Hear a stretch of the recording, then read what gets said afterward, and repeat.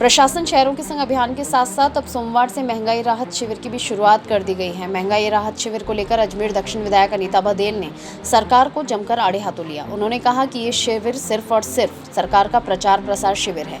विधायक ने कहा कि महंगाई शिविर के जरिए महंगाई कम करने का दावा सिर्फ और सिर्फ ढकोसला है।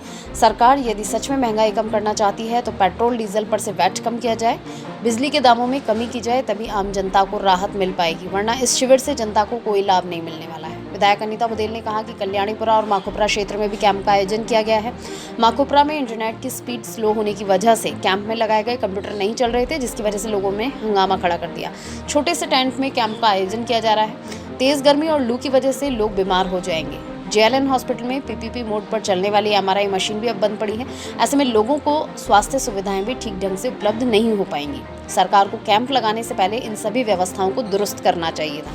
वहीं उन्होंने कहा कि शहर में कहीं भी पानी की सप्लाई दुरुस्त नहीं है। लोगों को 72 से 98 घंटे के अंतराल पर पानी उपलब्ध करवाया जा रहा है। राशन के पोर्टल बंद पड़े हैं, जिसकी वजह से नए लोग आवेदन नहीं कर पा रहे। यदि सरकार को आम जनता की इतनी ही चिंता थी तो पिछले 4 साल में जनता को राहत देने के लिए इस तरह के कैंप क्यों नहीं लगाए गए। अन्य मुद्दों पर सरकार को घेरते हुए विधायक अनीता बघेल ने कहा कि मुख्यमंत्री अशोक गहलोत के कार्यकाल में 19 बार पेपर लीक हुए हैं। वहीं मेगा जॉब फेयर में भी अधिकांश युवा खाली हाथ लौटे हैं, जबकि सरकार सिर्फ अपनी वाहवाही करने के लिए रजिस्ट्रेशन के आंकड़े प्रस्तुत कर रही है। लेकिन मेगा जॉब फेयर में कितने लोगों को रोजगार मिला, इसके आंकड़े अब तक सामने नहीं आए हैं।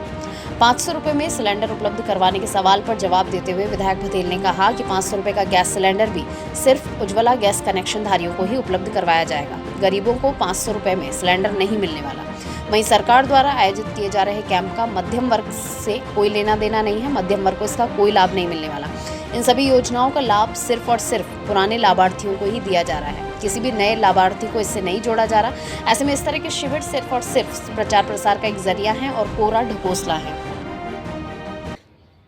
हाँ जी मैम, राहत कैंप शिविर लगाया है। देखो, कांग्रेस ने राहत शिविर लगाए हैं और वो दावा कर रही है कि हम इससे महंगाई से राहत दिलाएंगे। मैं सबसे पहले तो कांग्रेसियों को और कांग्रेस के मुख्यमंत्री जो अशोक गहलोत है उनको ये कहना चाहती हूँ कि आप यदि आप वास्तव में महंगाई कम करना चाहते हैं तो सबसे पहले तो पेट्रोल और डीजल पर अपना जो वैट लगाया हुआ है उसको कम करें। दूसरा, जो महंगाई आपने बिजली की बढ़ी हुई दरों के कारण से हुई है वो बिजली की बढ़ी हुई दरें कम करें, उसके बाद में आप महंगाई कम कर सकते हैं। लेकिन ये महंगाई राहत शिविर नहीं है, ये सिर्फ कांग्रेस का प्रचार प्रसार शिविर है जिसमें मुख्यमंत्री अशोक गहलोत की फ़ोटो लगे हुए लिफाफे बांटे जा रहे हैं। अभी IT का युग है, सरकार हर स्कीम को ऑनलाइन करती है, रजिस्ट्रेशन ऑनलाइन करती है, ई-मित्रों पर आवेदन ऑनलाइन होते हैं। लेकिन इन शिविरों में लोगों को बुला करके दिखाया जा रहा है कि कांग्रेस का कार्यक्रम है, जबकि लाभ कुछ होने वाला नहीं है, क्योंकि आम जनता तो पेट्रोल डीजल और बिजली की महंगाई से बहुत बुरी तरह से पिटी हुई है। आज से ही बिजली कटौती प्रारंभ कर दी गई है, तो जब बिजली नहीं मिलेगी तो आप फ्री में क्या देंगे? बिजली मिलेगी तब तो आप फ्री में दे सकते हैं। तो आज जिस प्रकार से कैंपों की शुरुआत हुई है, मेरे माखोपुरा और कल्याणीपुरा में आज ये कैंप का आयोजन हुआ है। माखोपुरा में 3 घंटे तक तो कंप्यूटर ही नहीं चला, उनका इंटरनेट इतना स्लो था कि कंप्यूटर ही नहीं चल पाया। उसके कारण से लोगों ने हंगामा कर दिया। जगह इतनी छोटी है, इतनी भीषण गर्मी में बहुत छोटा टेंट लगाया हुआ है और लोग गर्मी में लू के कारण से बीमार होंगे और बीमारी के कारण से जब हॉस्पिटल जाएंगे तो हॉस्पिटल में उनको राहत नहीं मिलने वाली है, क्योंकि अजमेर के JLN हॉस्पिटल में PPP मोड पर चलने वाली MRI मशीन बंद कर दी गई है। अब वो PPP मोड पर भी नहीं चल रही है क्योंकि सरकार ने उसको पैसे का पुनर्भरण नहीं किया है। तो एक तरफ तो आप राहत शिविर चला रहे हैं और दूसरी तरफ आपकी व्यवस्थाएं दुरुस्त नहीं है। इतना भीषण गर्मी में जहां मलेरिया, डेंगू, पीलिया जैसे रोग की बढ़ोतरी हो रही है, उस समय आप JLN हॉस्पिटल में व्यवस्थाएं नहीं कर पा रहे हैं। तो आप सबसे पहले तो स्वच्छ पानी पिलाएं लोगों को, ताकि लोग जो है बीमार ना पड़ें। आपने स्वच्छ पानी पिलाने की कोई व्यवस्था नहीं की है। अजमेर में पानी की जो कटौती है वो भी प्रारंभ हो गई है। कल पानी आने वाला था लेकिन कल पानी नहीं आया और मुझे लगता है कि ये 72 घंटे में पुणे जाने वाला आने वाली गर्मी में। तो मुझे लगता है कि लोग इस राहत शिविर से संतुष्ट नहीं होने वाले हैं। लोगों को इसका कोई लाभ नहीं मिलने वाला है। जब लोगों को ही लाभ नहीं मिलने वाला है तो निश्चित रूप से मानिए कि सरकार को इसका कोई लाभ नहीं होगा। लोग कोशिश कर रहे हैं कि हमारा राशन का जो गेहूँ है वो चालू हो जाए, पोर्टल खुल जाए, लेकिन सरकार उस पोर्टल को ताला चाबी लगा करके बंद कर रखी है। तो जब पोर्टल चालू नहीं है, लोगों को नए नाम जुड़ाने के लिए परमिशन ही नहीं मिलेगा, तो लोग कैसे उससे राहत पाएंगे। तो ये सिर्फ ढकोसला है और चुनावी वर्ष में उनको याद आया है कि ये महंगाई राहत शिविर चलाने चाहिए। 4.5 साल तक उनको याद नहीं आया। लोग ये बहुत अच्छे से समझते हैं, बहुत अच्छे से समझते हैं, लोगों में विवेक है, इसलिए इनकी पूरी कवायद जीरो होने वाली है। मैं ऐसा लगता है कि सत्ता रिपीट हो रही, अशोक जी तुम बोल रहे हैं सत्ता रिपीट हो रही है ऐसे कैंप से। कैंपों से ही सत्ता रिपीट होनी थी तो फिर 4 साल ही कैंप लगा लेते, ये 4 साल तक ही कैंप लगा लेते ना। कोई सत्ता रिपीट नहीं होने वाली है। हम सबको बहुत अच्छे से मालूम है, बेरोजगार लोग बहुत बुरी तरह से परेशान हैं।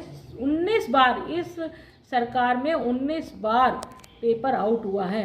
बेरोजगारों को स्थायी नौकरी चाहिए, लेकिन यहाँ रोजगार मेला आयोजित करके प्राइवेट कंपनियों को बुला करके ये ढोंग रचा गया कि हम बेरोजगारों के लिए रोजगार दे रहे हैं। जितने 24-25 हज़ार लोगों ने रजिस्ट्रेशन कराया, उसमें से ये सरकार ये आंकड़ा जारी नहीं कर पा रही है। रजिस्ट्रेशन का तो आंकड़ा जारी कर रही है, लेकिन कितने लोगों को नौकरी लगी, कितने लोगों ने उसको एक्सेप्ट किया, ये आंकड़ा जारी नहीं हुआ।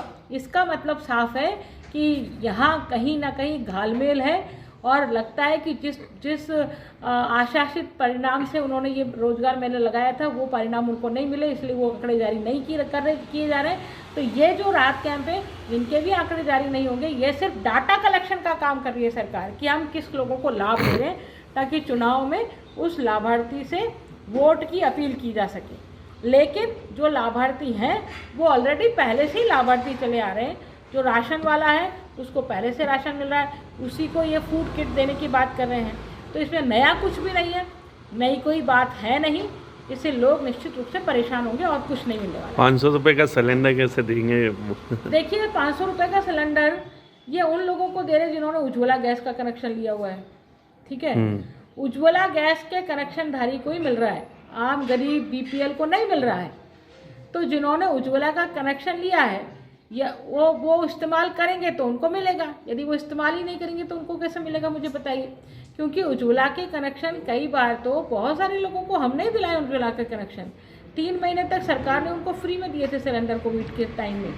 तो निश्चित रूप से मानिए कि उज्ज्वला के कनेक्शन जिनके पास है, जिनके पास उज्ज्वला के कनेक्शन नहीं है, उनका क्या करोगे आप, उनको क्यों नहीं दोगे आप? तो वो नाराज़गी तो बढ़ेगी निश्चित रूप से उन लोगों की। तो मैं ये कह रही हूँ कि आपने सिर्फ ये ढपोल संख बनाने के लिए, ढकोसला करने के लिए इन योजनाओं को लागू करने की कोशिश की। मैडम मीडियम परिवार की बात करो तो उसमें तो राहत नहीं है। हाँ? जो मीडियम परिवार से आते हैं, मीडियम परिवार से जो आते हैं, हाँ मैं ये कह रही हूँ ना, जो मध्यम वर्गीय परिवार से आते हैं उनको तो कोई लाभ नहीं है। जो ऑलरेडी लाभार्थी है उसी को ही इन कैंपों में लाभ देने की बात कही है। कोई नए लोगों को लाभ देने, नए श्रेणी के लोगों को लाभ दिया जाएगा, उसकी कोई बात इस कैंपों में नहीं है। ठीक है।